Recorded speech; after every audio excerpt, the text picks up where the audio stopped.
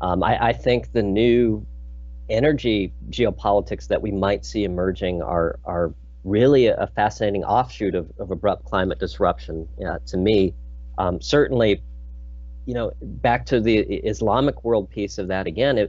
So Syria, which was arguably one of the worst humanitarian catastrophes since World War II, and one of the worst refugee crises.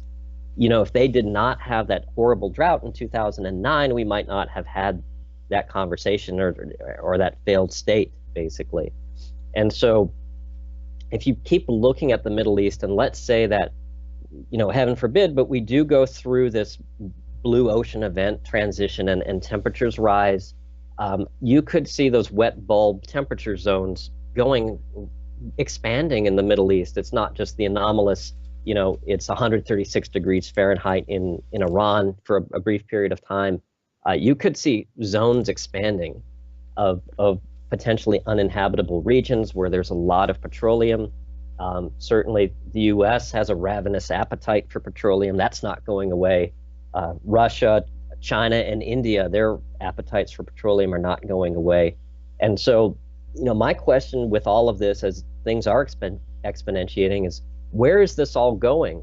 Because if the end game in the Middle East, which encompasses a big piece of the Islamic world, is lots of uninhabitable zones, and we might be going through this blue ocean event transition, and temperatures might be going up, and those wet bulb temperatures expanding, those petroleum reserves become really, really important geopolitically.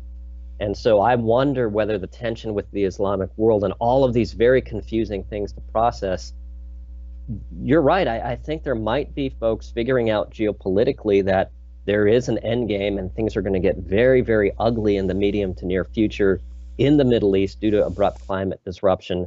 And one really hopes not, but the tension being perhaps orchestrated with the Islamic world might just be a step to maybe securing those petroleum resources in the coming decade or so.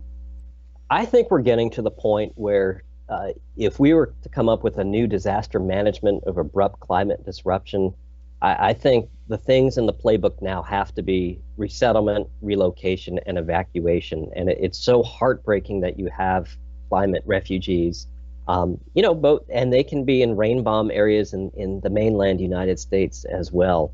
But I think for so long, the humanitarian community has been focusing on resilience and building these types of kind of this staying power to brave that next mega drought and that next rain bomb and sea level rise if you're in the Pacific Islands or et cetera. But I think it's time that you have to turn the page and really think about relocating the Tuvalus and the Kiribatis of the world, and that's going to happen much faster than the humanitarian community has planned for. And it's time to start thinking about that, because the evacuation operations, probably getting militaries involved in that, it's going to be very, very challenging. So I think it's just part of a bigger, a bigger picture where that's happening. And unfortunately, indigenous communities and small island states are the first ones on the tip of the sword.